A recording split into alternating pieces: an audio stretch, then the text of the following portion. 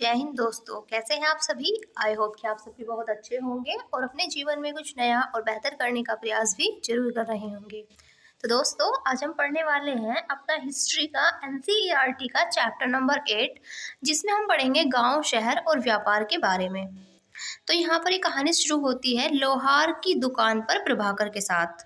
तो प्रभाकर जो है वो लोहारों को काम करते देख रहा था और एक छोटी सी बेंच पर कुल्हाड़ी और हंसिया जैसे कुछ औजार बेचने के लिए रखे हुए थे।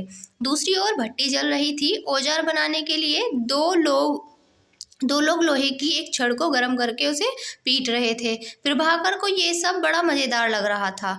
देखिए, जब आपने कभी ऐसे बनते हुए देखा होगा लोहे का सामान, तो उसको पहले बहुत गर्म किया जाता है, फिर उसको हथौड़े से मार मार के उसको शेप दी जाती है। तो ये आपको देखने में भी कैसा लगा, बताना कमेंट में।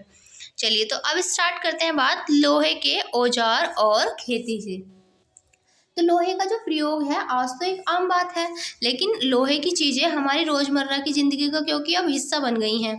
इस उपमहाद्वीप में लोहे का प्रयोग लगभग 3000 साल पहले, यानी कि इस उपमहाद्वीप में जहाँ हम रह रहे हैं, यहाँ पर लोहे का प्रयोग अब से करीब 3000 साल पहले। और अगर हम बात करें ईसवी की, तो 1000 ईसा पूर्व ये इसका जो कार्य है, 1000 ईसा पूर्व वो लोहा हमारे देख रेख में आया था 1050 के आसपास, यानी कि लोहे के साक्ष्य मिले थे 1050 के आसपास। महापाषाण कब्रों में लोहे के औजार और हथियार बड़ी संख्या में मिले हैं। महापाषाण मतलब जो हमने पढ़ी थी ना कब्रें, महापाषाण मतलब बड़े बड़े पत्थरों से जो बनी थी कब्रें, उनमें लोहे के औजार और हथियार बड़ी संख्या में मिले हैं। और इनके बारे में हम अध्याय में पहले पढ़ चुके। तो अब से करीब 250 साल पहले लोहे के औजारों के बढ़ते उपयोग का प्रमाण मिलता है। इनमें जंगलों को साफ करने के लिए कुल्हाड़ियाँ और जुताई के लिए हलों के जो फाल थे वो शामिल हुआ करते थे। ये हम चैप्टर 5 में पढ़ चुके। तो लोहे के जो फाल हैं उसके इस्तेमाल से कृषि उत्पादन बढ़ा। अब जब लोहे के फाल का इस्तेमाल होने लगा तो इससे क्या बढ़ा, हमारा कृषि उत्पादन बढ़ा। अब देखिए, ये जो चित्र आपको दिखाया गया है, ये देखिए यहाँ पर ये जो संडासी टाइप की दिखाई गई है, तो ये आज के टाइम में भी आप इसको देखते हैं, इस तरह का प्लास भी कुछ इसी तरह का होता है। तो इस तरह के जो औजार हैं ये दिए गए हैं। तो सबसे ऊपर जो हमने ये देखा, ये संड सी थी, इसमें हंसिया और कुल्हाड़ी, ये सारी की सारी चीज़ें हम देख रहे हैं यहाँ पर। चलिए आगे बढ़ते हैं। अब देखेंगे कृषि उत्पादन बढ़ाने के लिए उठाए गए अन्य कदम क्या थे। तो इसमें पहला आता है हमारे पास सिंचाई। तो समृद्ध गांवों के बिना राजाओं तथा उनके राज्यों का बने रहना मुश्किल था। जिस तरह से कृषि के विकास में नए औजार और रोपाई महत्वपूर्ण कदम थे, उसी तरह से सिंचाई भी काफ़ी महत्वपूर्ण जो थी वो हुआ करती थी। तो इस समय सिंचाई के लिए नहरें, कुएं, तालाब और कृत्रिम जलाशय बनाए गए। भाई, सिंचाई करने के लिए पानी की ज़रूरत होगी, पानी कहाँ से आएगा, नहरों से, कुओं से, तालाब से, और कृत्रिम जलाशय बनाए गए ताकि सिंचाई अच्छे से हो पाए और कृषि में हमारे कृषि क्षेत्र में क्या हो, हमें अच्छी अच्छी फसलें और जल्दी मिले, बढ़िया बढ़िया फसलें मिले। तो इसलिए यहाँ पर सिंचाई भी जरूरी थी। इस चार्ट में सिंचाई से जो परिवर्तन आए हैं वो देखते हैं। खालिस्तानी भरने के लिए कहा गया है। देखिए, लोगों के द्वारा परिश्रम किया गया, किसानों को लाभ मिला क्योंकि अब उत्पादन की अनिश्चितता घटी। कर अदा करने के लिए किसानों का उत्पादन बढ़ाना था और राजाओं ने सिंचाई की योजना बनाई और धन खर्च किया। तो यहाँ पर ये दिए गए हैं, ये जो फिल इन द ब्लैंक्स दिए गए हैं उनमें ये भरना है। जैसे कि यहाँ पर पहला दिया है कि राजा को सेना, महल, किले बनवाने के लिए धन चाहिए और वे किसान से कर लेते थे। भाई, यहाँ पर राजा को अगर ये सब चीज़ें बनवानी है तो वो कर लेके करेंगे। अब सिंचाई से इनमें से क्या संभव था, तो यहाँ पे ये जो दिए गए हैं इनसे ही हमें क्या करना है, ये सब सारी चीज़ें भरनी है। तो राजाओं ने सिंचाई की योजना बनाई और धन खर्च किया, और इससे ही क्या था, सिंचाई संभव हो सकती थी। तो इस तरह से हमें यहाँ पर ये भरने हैं। सही है, कृषि उत्पादन बढ़ा, और कृषि उत्पादन बढ़ेगा तो सिंपल सी बात है, राजस्व भी बढ़ेगा। ठीक है, चलिए अब देखते हैं गांवों में कौन रहते थे। तो गांवों में कौन रहते थे, इस महाद्वीप के दक्षिणी तथा उत्तरी हिस्सों के अधिकांश गांवों में कम से कम 3 तरह के लोग रहते थे। तमिल क्षेत्र में रहते थे बड़े भूस्वामी, इनको कहा जाता था वेल्ला। ये आपसे क्वेश्चन पेपर में पूछा जाता है। तो तमिल क्षेत्र में जो बड़े भूस्वामी थे उनको क्या कहा जाता था, वेल्ला कहा जाता था। साधारण जो हलवाहों को उणवार, जो साधारण हलवाहे हुआ करते थे, हलवाहे या हलवाहो, उनको उनवार कहा जाता था। और भूमिहीन मजदूर दास कैडेसियार और अधिमई कहलाते थे। जो भूमिहीन मजदूर थे, जिनके पास भूमि नहीं थी, और दास कैडेसियार जो थे, ये अधिमई कहलाते थे। ठीक है। अब देश का जो, ये तो हमने बात करी दक्षिणी हिस्से की, और देश के उत्तरी हिस्से में क्या था, गांव का प्रधान व्यक्ति ग्राम भोजक कहलाता था। अक्सर एक ही परिवार के जो लोग हुआ करते थे, वो इस पद पर कई पीढ़ियों तक बने रहते थे, यानी कि ये पद अनुवांशिक था। ग्राम भोजक के पद पर आमतौर पर गांव का सबसे बड़ा जो भूस्वामी है वो होता था, और साधारणतः इनकी जमीन पर इनके दास और मजदूर काम किया करते थे। इसके अतिरिक्त प्रभावशाली होने के कारण प्राय जो राजा हुआ करते थे, राजा भी कर वसूलने का काम इन्हीं को सौंप देते थे। ये न्यायाधीश का और कभी कभी पुलिस का भी काम करते थे। ग्राम भोजकों के अलावा अन्य स्वतंत्र कृषक भी होते थे, जिन्हें गृहपति कहा जाता था। तो जो स्वतंत्र कृषक होते थे उनको गृहपति कहा जाता था, और इनमें ज्यादातर क्या होते थे, छोटे ही किसान होते थे। इसके अतिरिक्त कुछ ऐसे स्त्री पुरुष थे जिनके पास अपनी जमीन ही नहीं होती थी, और इनमें दास कर्मकार आते थे, जिन्हें दूसरों की जमीन पर काम करके अपनी जीविका चलानी पड़ती थी।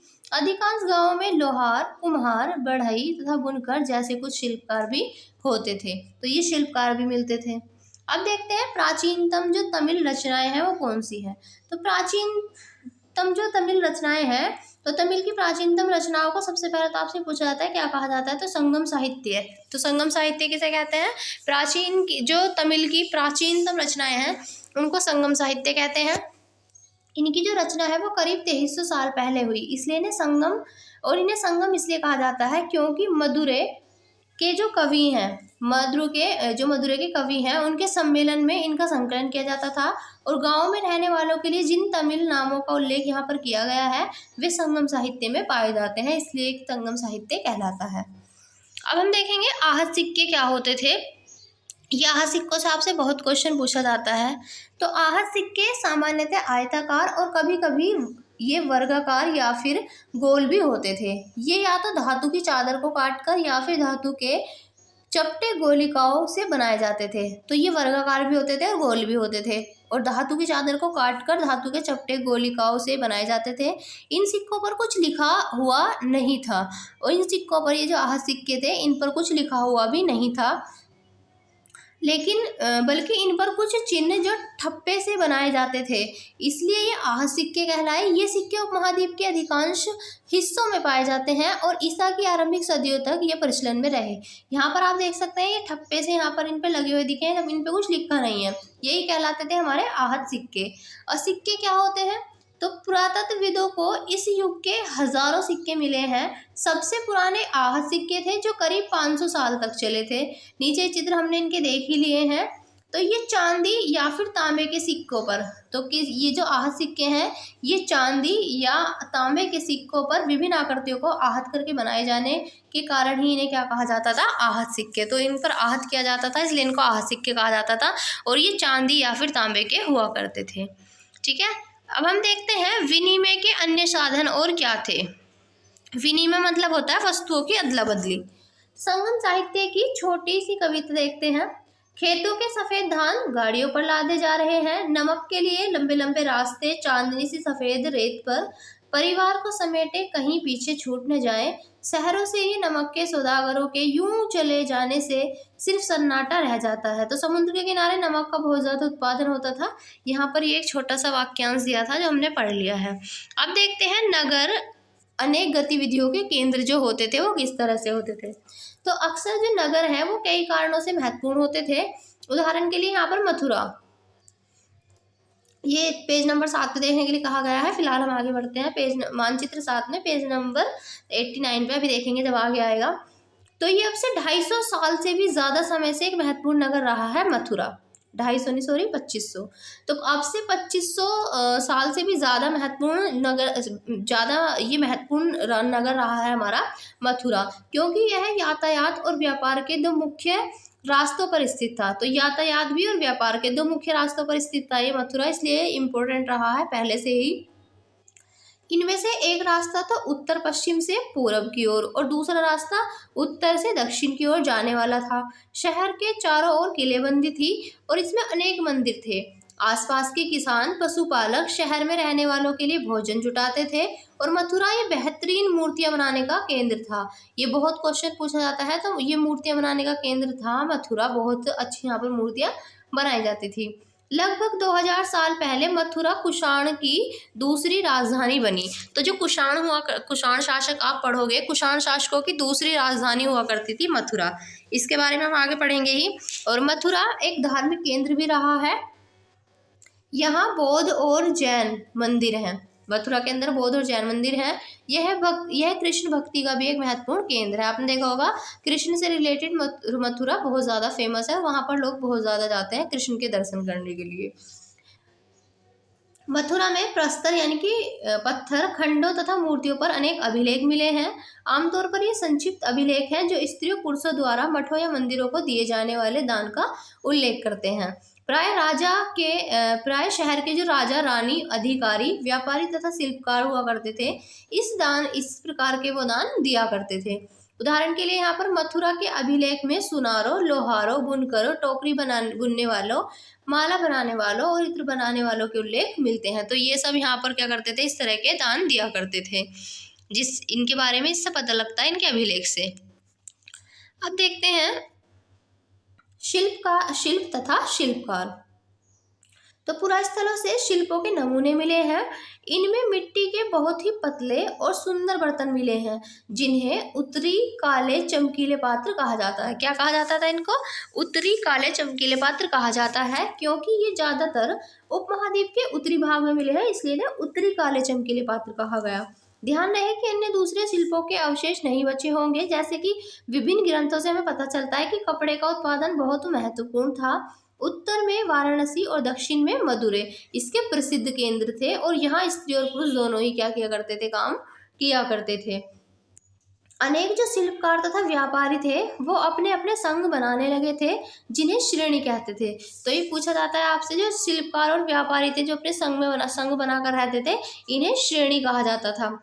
शिल्पकारों की श्रेणियों का काम प्रशिक्षण देना, कच्चा माल उपलब्ध कराना, तैयार माल का वितरण करना, और जबकि व्यापारियों की श्रेणियां व्यापार का संचालन करा करती थी। श्रेणियां बैंकों के रूप में काम करती थी और जहां लोग पैसे जमा रखते थे। इस धन का जो निवेश है वो लाभ के लिए किया जाता था और उससे मिलने वाले लाभ का कुछ हिस्सा जमा करने वालों को लौटा दिया जाता था या फिर मठ के धार्मिक संस्थान थे उनको दिया जाता था। अब देखते हैं उत्तरी जो काले चमक वाले पात्र हैं इनके बारे में। तो ये जो हुआ करते थे ये कठोर चाक निर्मित धातु की तरह दिखने वाले तथा चमकदार काली सतह वाले पात्र थे।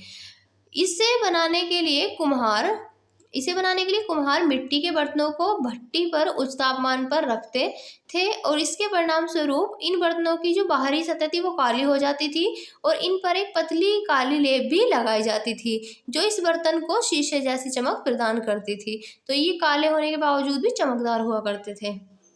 अब देखते हैं जो सूत हुआ करता था उसको काटने के और बुनने के क्या नियम थे। तो ये जो नियम यहाँ दिए गए हैं ये नियम अर्थशास्त्र के हैं और अध्याय 7 में इनका अर्थशास्त्र में उल्लेख किया गया है। तो इसमें वर्णन किया गया है कि किस प्रकार एक विशेष पदाधिकारी की देखरेख में कारखानों में सूत की कताई और उनकी बुनाई की जाती थी। तो यहाँ पर ऊन जो है ये पेड़ों की छाल, कपास, पटुआ और सन को तैयार करने के जो काम है इसमें विधवाओं, सक्षम असक्षम महिलाओं, भिक्षुणियों, वृद्धा, वेश्याओं, राजा की अवकाश प्राप्त दासियों, सेविकाओं और अवकाश प्राप्त देवदासियों को लगाया जा सकता है। इन्हें इनके काम और गुणवत्ता के अनुसार क्या दिया जाता था, पारिश्रमिक देना चाहिए। जिन महिलाओं को बाहर निकलने की अनुमति नहीं है वे अपनी दासियों को भेजकर कच्चा माल मंगवा सकती हैं और फिर तैयार माल उन्हें भिजवा सकती हैं। वे औरतें जो कारखाने नहीं जा सकती उन्हें अपना माल कारखाने तक तड़के ले जाना पड़ता था।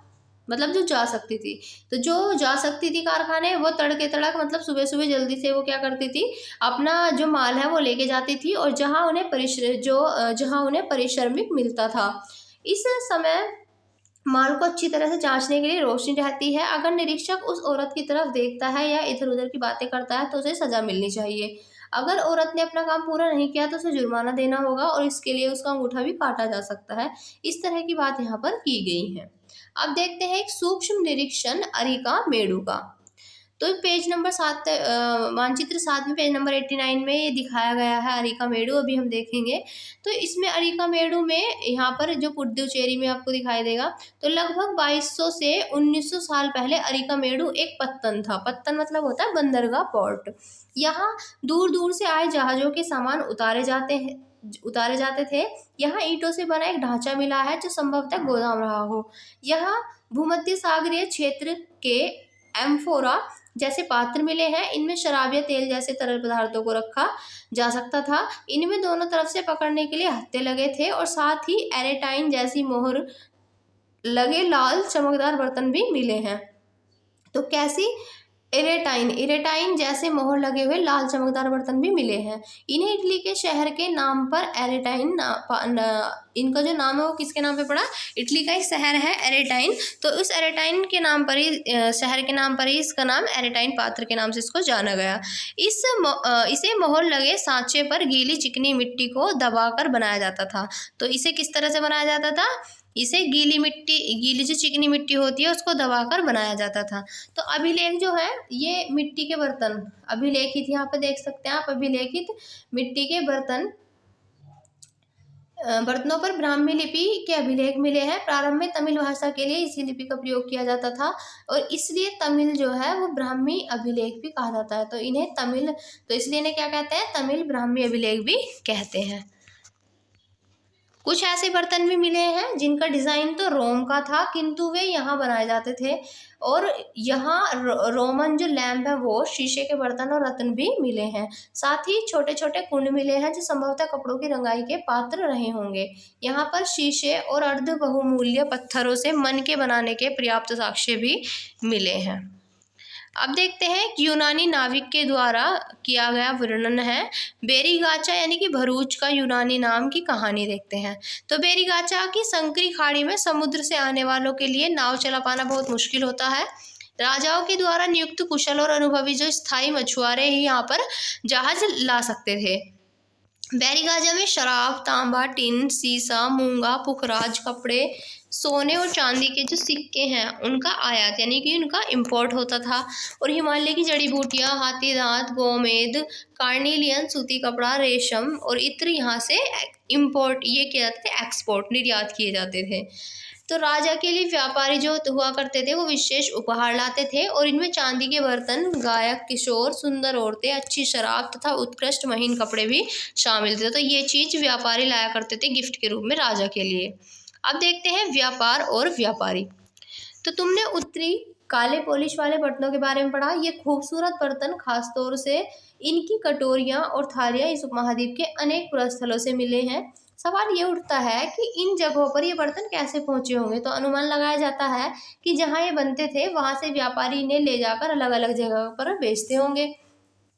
और दक्षिण भारत सोना, मसाले, खास तौर पर काली मिर्च तथा कीमती पत्थरों के लिए प्रसिद्ध था। काली मिर्च की रोमन साम्राज्य में इतनी मांग थी कि इसे काले सोने के नाम से जाना जाता था। काली मिर्च को वहाँ पर रोमन साम्राज्य में इसकी इतनी मांग थी। व्यापारी इन सामानों को समुद्री जहाज़ों और सड़कों के रास्ते रोम पहुँचाते थे और दक्षिण भारत में ऐसे अनेक रोमन सोने के सिक्के मिले हैं जिनसे ये अंदाज़ा लगाया जाता है कि उन दिनों रोमन के साथ जो है बहुत अच्छा व्यापार हमारा चल रहा था। अब व्यापार से जुड़ी एक कविता दिखाई गई है, आइए देखते हैं, इसको पढ़ते हैं। तो व्यापार के प्रमाण हमें संगम कविताओं में भी मिलते हैं, संगम कविताएं हैं।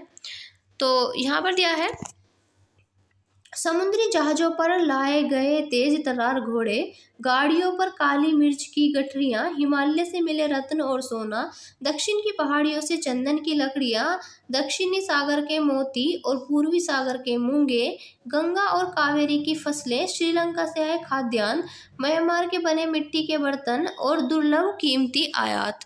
तो ये स्टोरी हमें बताती है कि क्या क्या सामान किस तरह से यहाँ पर कौन कौन से सामान उपलब्ध थे और कौन सी चीज़ें चीज़ें कहाँ से मंगवाई जाती थी। तो ये कविता हमें इसका स्पष्ट रूप दिखाती है। अब बात करेंगे, व्यापारियों ने कई समुद्री रास्ते खोज निकाले और इनमें से कुछ समुद्र के किनारे चलते थे और कुछ अरब सागर और बंगाल की खाड़ी पार करते थे। नाविक मानसूनी हवा का फायदा उठाकर अपनी यात्रा जल्दी पूरा कर लेते थे और वे अफ्रीका या अरब के पूर्वी तट से इस उपमहाद्वीप के पश्चिमी तट पर पहुंचना चाहते थे। तो दक्षिणी पश्चिमी मानसून के साथ चलना ही पसंद करते थे और इन लंबी यात्राओं के लिए मजबूत जहाज़ों का निर्माण किया जाता था ताकि इनकी यात्रा अच्छे से चलती रहे। अब देखते हैं समुद्र तटों से लगे राज्य। तो उपमहाद्वीप के दक्षिणी भाग में बड़ा तटीय प्रदेश है और इनमें बहुत से पहाड़, पठार, नदी के मैदान हैं। नदियों के मैदानी इलाकों में कावेरी का मैदान है सबसे उपजाऊ मैदान, और मैदानी इलाकों तथा तटीय इलाकों के सरदारों और राजाओं के पास धीरे धीरे काफी संपत्ति और शक्ति हो गई। संगम कविताओं में मुवेनदार की चर्चा मिलती है। किसकी? मुवेनदार। तो मुवेनदार शब्द की चर्चा मिलती है। यह एक तमिल शब्द है, इसका अर्थ होता है तीन मुखिया। मुवेनदार का मतलब है तीन मुखिया। तो इनका प्रयोग तीन शासक परिवारों के मुखियाओं के लिए किया जाता था। ये थे चोल, चेर और पांड्य, जो करीब 2300 साल पहले दक्षिण भारत में काफी शक्तिशाली माने जाते थे। इन तीनों मुखियाओं के अपने दो सत्ता केंद्र थे। तो इन तीनों जो मुवेनदार जो हुआ करते थे, तो इनके अपने दो सत्ता केंद्र थे। इनमें से एक तो तटीय हिस्से में और दूसरा अंदरूनी हिस्से में था। इस तरह से जो 6 केंद्रों में से 2 महत्वपूर्ण केंद्र थे। एक तो चोलों का पत्तन जिसका नाम था पुहार, और या फिर इसी को हम कहते हैं कावेरी पट्टनम, और दूसरा पांड्यों की राजधानी जिसका नाम था मदुरै। ये यहाँ पर इनके मेन हुआ करते थे, महत्वपूर्ण केंद्र हुआ करते थे, मदुरै और कावेरी पट्टनम, जिसे पुहार भी कहते हैं। ये मुखिया लोगों से नियमित कर के बजाय उपहारों की मांग करते थे। यानी कि ये लोग थे, ये मुखिया जो थे हुआ करते थे, लोगों से ये नियमित कर नहीं लेना पसंद करते थे, बल्कि उनकी जगह उपहार की ये मांग करते थे। कभी कभी ये सैनिक अभियानों पर निकल पड़ते थे और आसपास के इलाकों से शुल्क वसूल कर भी ये लाते थे। इनमें से कुछ धन वे अपने पास रख लेते थे, बाकी अपने समर्थकों और नाते रिश्तेदारों, सिपाहियों तथा कवियों के बीच बांट दिया करते थे। अनेक संगम कवियों ने उन मुखियाओं की प्रशंसा में कविताएं लिखी हैं जो उन्हें कीमती जवाहरात, सोने, घोड़े, हाथी, रथ, सुंदर कपड़े दिया करते थे। ये सब भी कवियों के द्वारा लिखा गया है। और इसके लगभग 200 वर्षों के बाद जो पश्चिम भारत है उसमें सातवाहन नामक राजवंश का प्रभाव बढ़ गया और सातवाहनों का सबसे प्रमुख राजा हुआ गौतमी पुत्र सातकर्णी था। उसके बारे में हमें उसकी माँ गौतमी बलश्री के द्वारा दान किए गए एक अभिलेख से पता चलता है, और वह और अन्य सभी सातवाहन शासक ये दक्षिणापथ के स्वामी कहलाए। तो दक्षिणापथ का स्वामी कौन कहलाए है? तो दक्षिणापथ का स्वामी कहलाए सातवाहन शासक। दक्षिणापथ का शाब्दिक अर्थ दक्षिण की ओर जाने का रास्ता होता है और पूरे दक्षिणी क्षेत्र के लिए भी यही नाम प्रचलित था। श्री सातकर्णी ने पूर्वी, पश्चिमी तथा दक्षिणी तटों पर अपनी सेनाएं भेजी थी। किसने भेजी थी? श्री सातकर्णी ने। अब देखते हैं रेशम मार्ग और कुषाण। तो कुछ शासक इसके बड़े बड़े हिस्सों पर अपना नियंत्रण करना चाहते थे, क्योंकि इस रास्ते पर यात्रा कर रहे व्यापारियों से उन्हें कर, शुल्क तथा तोहफे के जरिए लाभ मिलता था। इसके बदले शासक व्यापारियों को अपने राज्य से गुजरते वक्त लुटेरों के आक्रमण से सुरक्षा देते थे। सिल्क रूट पर नियंत्रण रखने वाले शासकों में सबसे प्रसिद्ध हुए, उनका नाम है कुषाण शासक। ये करीब 2000 साल पहले मध्य एशिया तथा पश्चिमोत्तर भारत पर इनका शासन था। पेशावर और मथुरा इनके 2 शक्तिशाली केंद्र थे। तो आपसे पूछा जाता है कुषाणों के 2 मेन जो केंद्र थे वो कौन कौन से थे? मथुरा तो हमने भी देखा था, इसी के साथ पेशावर। तो पेशावर और मथुरा इनके 2 मुख्य शक्तिशाली केंद्र हुआ करते थे। तक्षशिला भी इन्हीं के राज्य का हिस्सा हुआ करता था कुषाणों के। इनके शासनकाल में ही सिल्क रूट की एक शाखा मध्य एशिया से होकर सिंधु नदी के मुहाने के पत्तनों तक जाती थी और फिर यहाँ से जहाज़ों के द्वारा रेशम पश्चिम की ओर रोमन राज्य तक पहुँचाया जाता था। तो इस तरह से ये सिल्क रूट जो हुआ करता था, रेशम मार्ग, यहाँ से इस तरह से इन पे काम चलता था। ठीक है, तो चैप्टर आपको समझ में आया होगा। चलिए इनके सही जवाब ढूंढते हैं। यहाँ पूछा है कि आहत सिक्के बताना है किसके बने होते थे, चांदी, सोना, टीन या हाथी दांत। तो हमने पढ़ा था जो आहत सिक्के थे वो चांदी के बने होते थे। मथुरा महत्वपूर्ण है, तो हमने अभी देखा था मथुरा एक धार्मिक केंद्र है, महत्वपूर्ण है ना। अब पूछा है श्रेणी क्या होता था, तो श्रेणी क्या होते थे भाई, श्रेणी आता था शिल्पकारों से संबंधित होती थी श्रेणी। ठीक है, चलिए तो आज के लिए इतने ही रखते हैं। क्लास में अपनी पूरा ये चैप्टर हम कंप्लीट कर चुके हैं। अगर कोई डाउट हो तो आप कमेंट बॉक्स में पूछ सकते हैं। और इसी के साथ आप जजुआ क्लासेस के टेलीग्राम लिंक, जो टेलीग्राम लिंक है उसको भी ज्वाइन कर सकते हैं, क्योंकि ये जो टेलीग्राम पे आपके लिए बनाया गया है चैनल, वहाँ पे जो भी अपडेट्स हैं वो आपको मिल जाएंगी। और इसी के साथ साथ जो क्लासेस और ली गई हैं उनकी PDF वगैरह भी वहाँ पर आपको मिल जाएगी। और आप चाहते हैं अगर कि आपको ये वाली PDF भी मिले इस क्लास की, तो आप टेलीग्राम को ज्वाइन कर सकते हैं। चलिए तो फिर मिलेंगे अगली वीडियो में, तब तक के लिए जय हिंद, जय भारत।